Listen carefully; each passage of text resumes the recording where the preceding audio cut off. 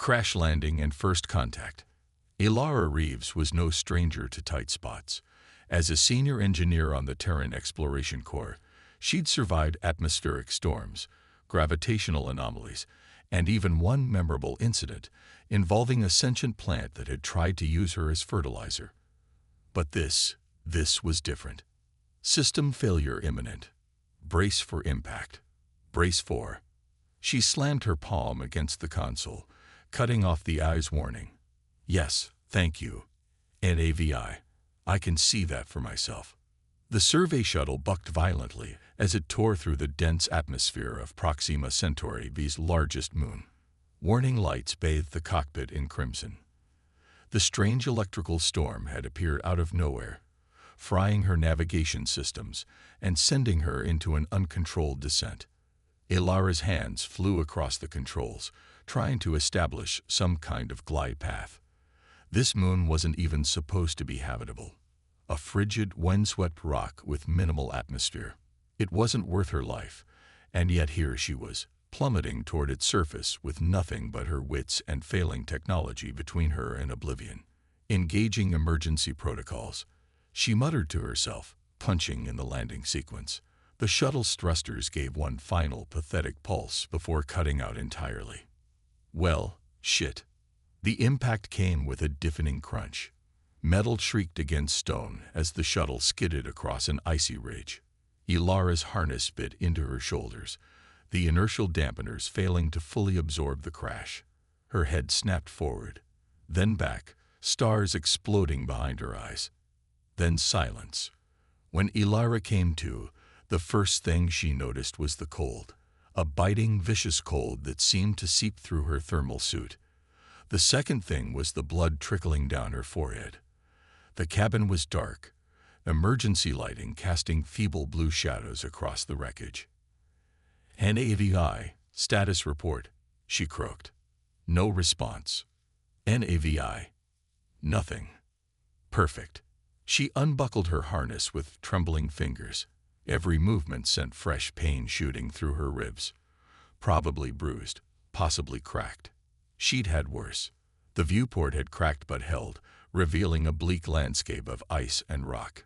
Twilight painted the horizon in shades of deep blue and purple. Two small moons hung in the sky like watchful eyes.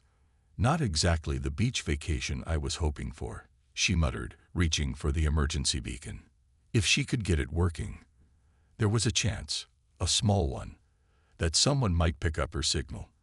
The resource survey ship Horizon wouldn't miss her for at least 72 hours. She'd need to survive until then. The beacon sparked when she tried to activate it. She swore under her breath, prying open the casing to examine the circuitry. The impact had jarred something loose. She might be able to fix it, but she'd need tools, time, and feeling in her fingers, all of which were in short supply as the temperature continued to drop. She was so focused on the beacon that she didn't notice the movement outside the viewport, a shifting shadow, massive and swift. The first indication that she wasn't alone came when something struck the shuttle's hull with enough force to rock it. Ilara froze, her breath catching in her throat. She reached for her utility knife, a poor weapon but better than nothing. Another impact, harder this time. Metal groaned.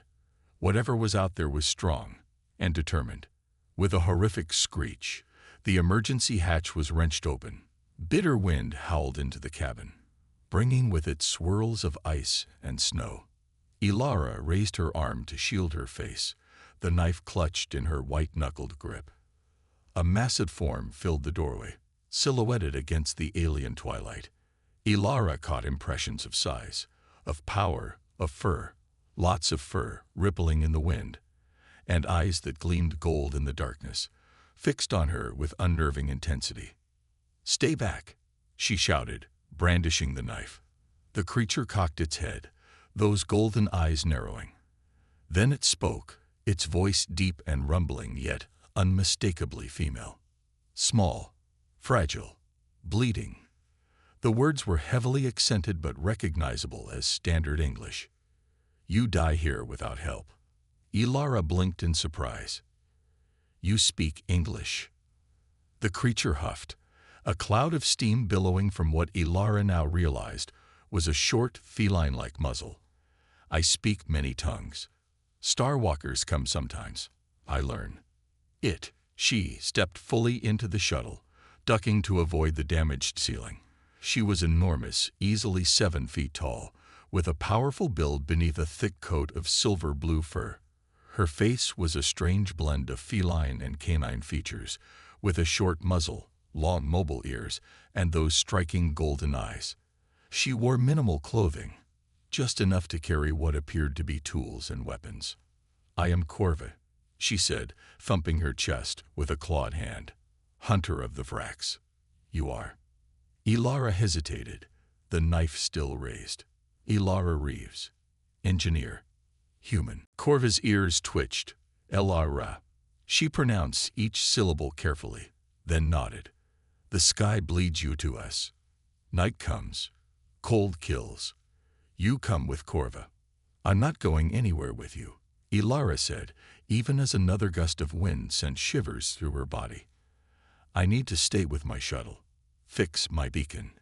Corva's ears flattened against her head. "Stubborn. Like nestling. Die stubborn."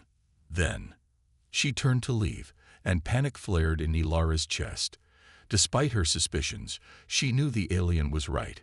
She wouldn't survive the night in the damaged shuttle. "Wait," Ilara called. "I'll come.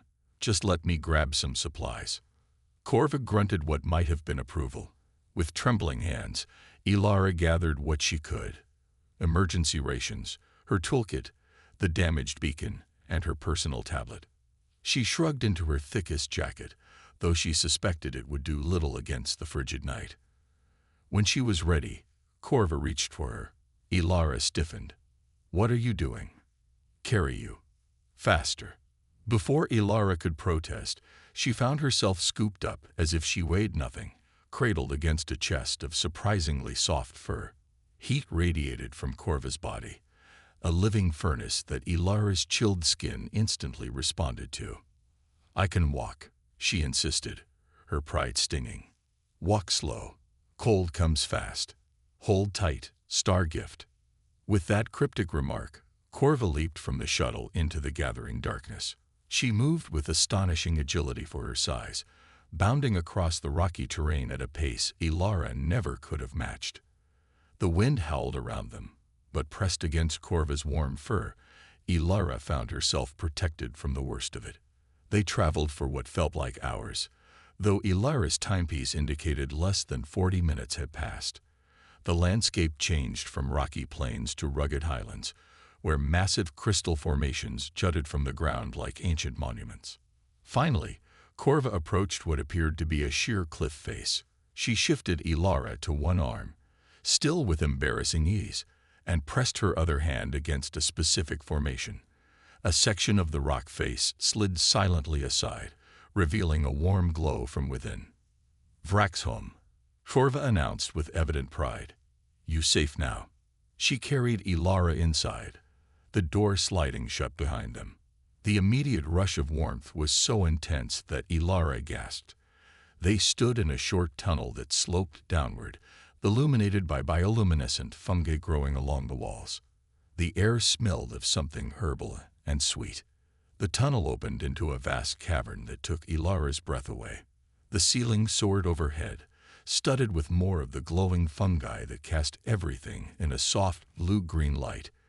Dozens of structures that resembled nests or pods clung to the walls, connected by bridges and ladders. In the center of the cavern floor, a hot spring bubbled, sending steam wafting upward. And everywhere were Vrax, some as large as Corva, others smaller, all covered in varying shades of thick fur. They stopped what they were doing to stare as Corva entered with Ilara still in her arms. "Corva brings star gift," someone called, and murmurs spread through the cavern. "Put me down," Ilara whispered urgently. "Please." Corva complied, setting her gently on her feet. Ilara swayed slightly, still dizzy from the crash and the rapid journey. A Vrax with silver-streaked black fur approached, leaning on a staff adorned with crystals and bones. "Corva, explain." Sky vessel crashed, Elder Thava. Found this one inside, small but alive. The Elder, Thava, peered at Ilara with deep amber eyes. The human. Been many cycles since one came to us. You know my species? Ilara asked, surprised. We know many who walk the stars, Thava replied. Some trade, some study, none stay long. I don't intend to either, Ilara said quickly. My ship will be looking for me in 3 days. I just need shelter until then. Thava and Corva exchanged glances. Something unspoken passed between them. The storm season begins, Thava said finally. No ships will reach this moon for many rotations. You are with us now, human Ilara. Ilara's heart sank. But my beacon will not pierce the lightning clouds, Thava finished. Corva has chosen to bring you. Corva will provide. Before Ilara could argue further, Corva placed a heavy hand on her shoulder. Come. You need healing. Food. Rest. Too exhausted to resist, Ilara allowed herself to be guided away from the gathering crowd. Corva led her to one of the pod-like structures, accessible by a short ladder. Inside was surprisingly spacious, lined with soft furs and illuminated by more of the glowing fungi.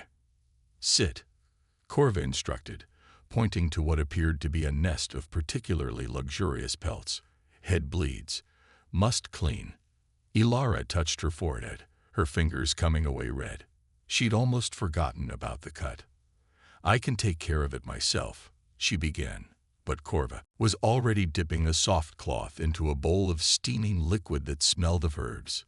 Be still, the Vrax commanded, and then, to Ilara's shock, began to gently clean the wound with the cloth. When the blood was gone, Corva leaned in closer, her breath warm against Ilara's skin. And then she licked the cut. Ilara jerked back. What are you doing? Healing. Vrax saliva cleans wounds. Prevents rot sickness. Corva seemed unfazed by Ilara's reaction. Is good. Let me finish. No, thank you, Ilara said firmly. I have antiseptic in my kit. Human medicine. Corva's ears twitched, but she nodded and sat back. Use your star magic then. But hurry. Must eat soon. Build strength. With shaking hands, Ilara treated her own wound, acutely aware of Corva watching her every move with those unblinking golden eyes. When she finished, the Vrax nodded approvingly. Now food. Then sleep. I need to start working on my beacon, Ilara insisted. The sooner I can send a signal. Tomorrow, Corva said, her tone brooking no argument. Tonight, you are weak. Tomorrow, strong. Food turned out to be a rich stew of underground tubers and some kind of meat that Ilara decided not to ask about. It was surprisingly good, and she hadn't realized how hungry she was until the first bite hit her tongue. As she ate, Corva busied herself with what appeared to be grooming, carefully combing through the fur on her arms with a tool made of bone. Occasionally, she would glance at Ilara with an expression the human couldn't decipher. Your fur is strange, Corva remarked suddenly, gesturing to Ilara's hair. Only on head. Thin. Ilara instinctively touched her auburn curls, now tangled and dirty from the crash. It's not fur, it's hair. Humans don't have fur like Vrax. Corva tilted her head, considering. Must be cold. Always cold. We wear clothes, Ilara explained, gesturing to her thermal suit. And we regulate our environments. Most humans live in climate-controlled habitats. Weak bodies, Corva observed, but strong minds. Make machines, fly stars.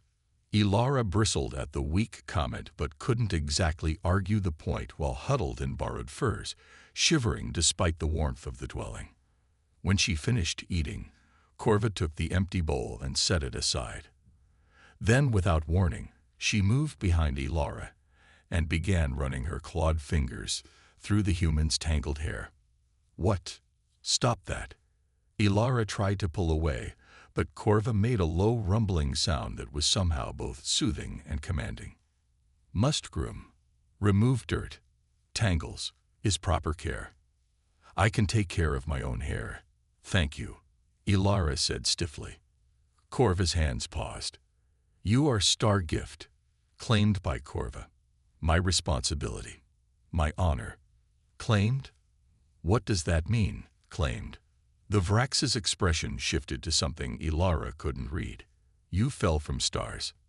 I found you. By ancient law, you are my star-blessed mate. Ilara nearly choked. Your what? Mate. Partner. One who shares dwelling, hunts together, raises young. I know what a mate is, Ilara interrupted, her voice rising. But I'm not your mate. I'm a human engineer who crashed on your moon by accident. There's been a misunderstanding. Corva's ears flattened against her head. No misunderstanding. Stars send gifts rarely. Last came when my grandmother was young. Great honor. Great responsibility. Well, the stars didn't send me, Ilara said firmly. A malfunctioning ion drive and an electrical storm sent me. And as soon as I can fix my beacon, I'm leaving. Storm season lasts many cycles, Corva said, her voice low. You stay. Learn Vrax ways. Maybe then understand gift of stars. Ilara opened her mouth to argue further, but exhaustion suddenly overwhelmed her. The events of the day, the crash, the rescue, the revelations, all crashed down at once. She swayed where she sat. Corva noticed immediately. Sleep now. Talk tomorrow. Too tired to resist, Ilara allowed herself to be guided to the nest of furs. She expected Corva to leave, but instead, the massive alien settled beside her. What are you doing? Ilara asked, suddenly alert despite her fatigue. Keep you warm, Corva said matter-of-factly. Also, protect. Summon tried, not happy with Stargift. Think dangerous to bring outsider. And what do you think? Ilara couldn't help asking. Corva was silent for a moment. Then she said, her voice softer than before, I think stars wise. Send what is needed. I needed you. Did not know until now. Before Ilara could process that strange statement, Corva began to emit a low, rumbling sound, not unlike the purr of a cat, but deeper, more resonant. It vibrated through the furs, oddly soothing. What is that noise you're making? Soul song, Corva murmured. Helps heal. Helps sleep. Despite her best intentions to remain vigilant, Ilara felt her eyelids growing heavy. The warmth of Corva's body, the gentle vibration of her soul song, the softness of the furs, all combined to lull her toward sleep. Her last conscious thought was that she should be more alarmed about being claimed as a mate by a giant alien warrior. But somehow, cradled in warmth and protected by the same powerful being who had saved her life, alarm seemed like tomorrow's problem. Tomorrow, she would fix her beacon. Tomorrow, she would sort out this star-blessed mate nonsense. Tomorrow, adaptation and alliance. Ilara woke to the sensation of something warm and damp on her cheek. Her eyes flew open to find Corva's face inches from her own, the Vrax's tongue retreating after what had apparently been a wake-up lick. Good light cycle, star gift, Corva rumbled, her golden eyes bright with what looked suspiciously like affection. You sleep deep. Good healing. Ilara scrambled to sit up, putting some distance between them. Did you just lick me? Morning greeting, Corva explained, seemingly unperturbed by Ilara's reaction. Shows care. Bond. We don't have a bond, Ilara said firmly, running a hand through her hair. To her surprise, it was no longer tangled. Did you groom me while I slept? Corva's chest puffed slightly. Made soft. Clean. Proper care for mate. Not your mate, Ilara muttered, but with less heat than the night before. She had to admit, she felt better than expected. The pain in her ribs had dulled to a manageable ache, and the cut on her forehead had already begun to scab over. She glanced around the dwelling, spotting her equipment neatly arranged near the entrance. I need to work on my beacon today. Corva nodded. After food. After council. Council. Elders wish to see Star Gift. Must present you properly. Great. Alien politics. Just what she needed. Breakfast consisted of a porridge-like substance that tasted vaguely of nuts and berries, along with a steaming beverage that reminded Ilara of spiced tea. As she ate, Corva bustled around the dwelling, occasionally pausing to adjust something about her own appearance, straightening a decorative band around her upper arm, combing her claws through the longer fur around her neck. "You're nervous," Ilara realized aloud. Corva's ears twitched.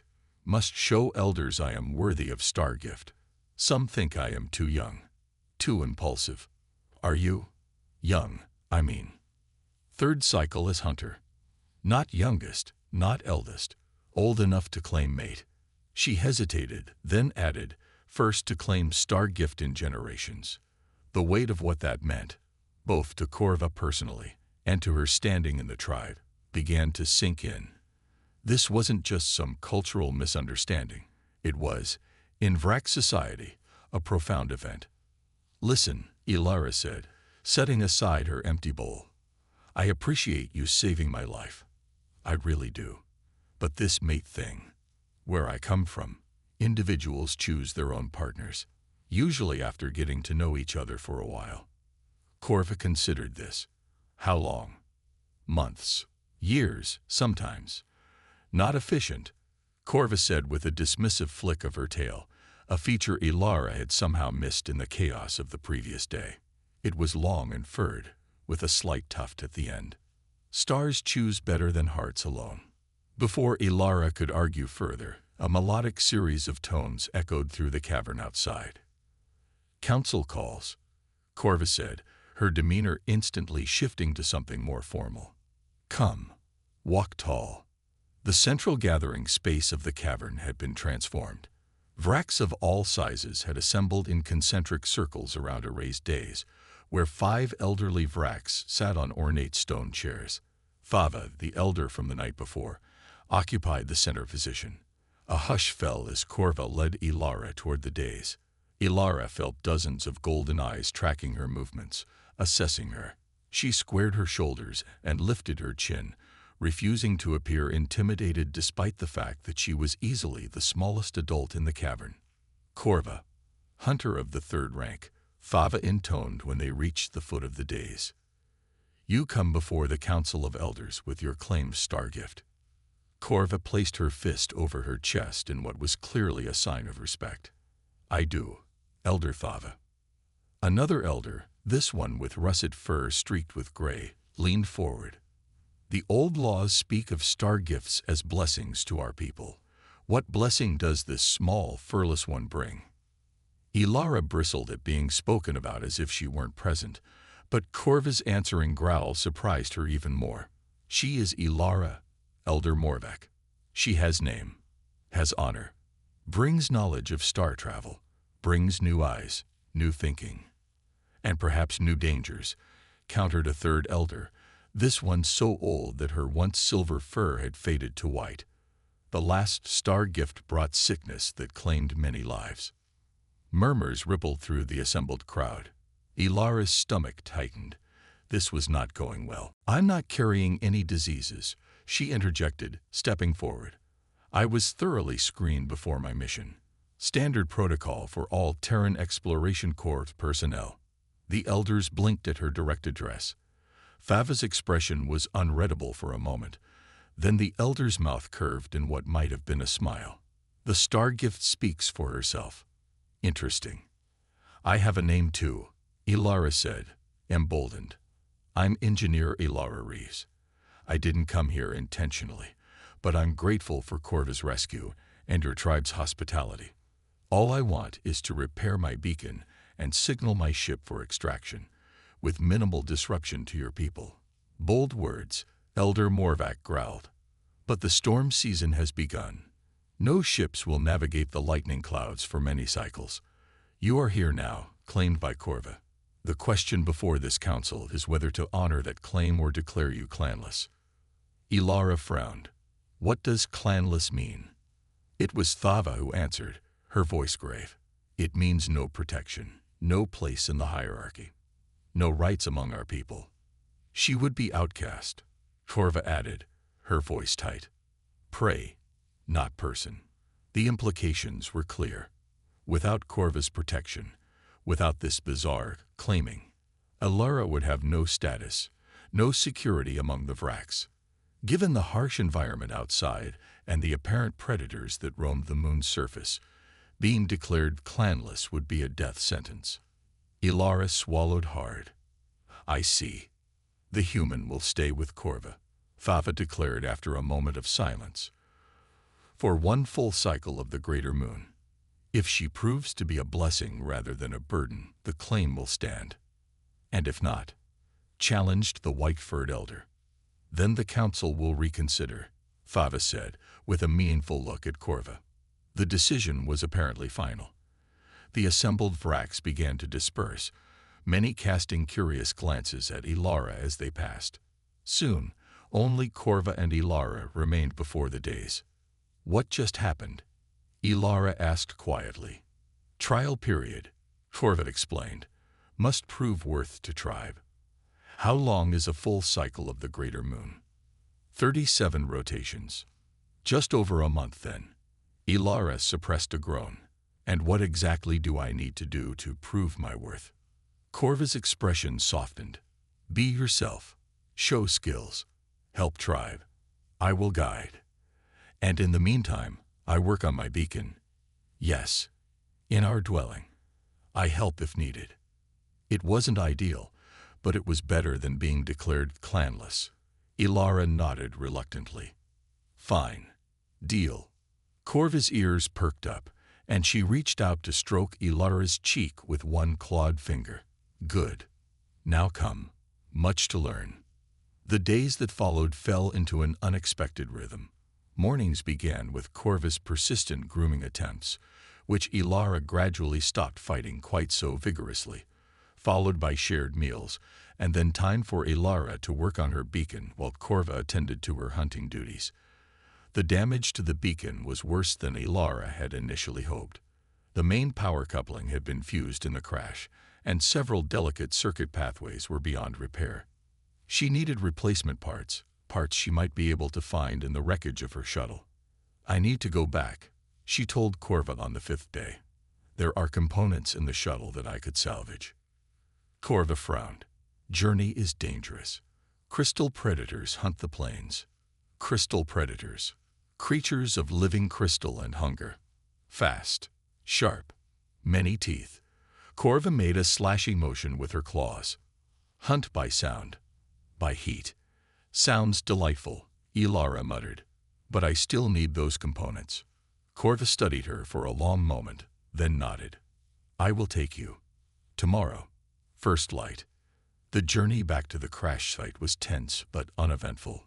Corva moved with predatory caution, her senses alert to any threat, while Ilara struggled to keep up with the Vrax's long strides.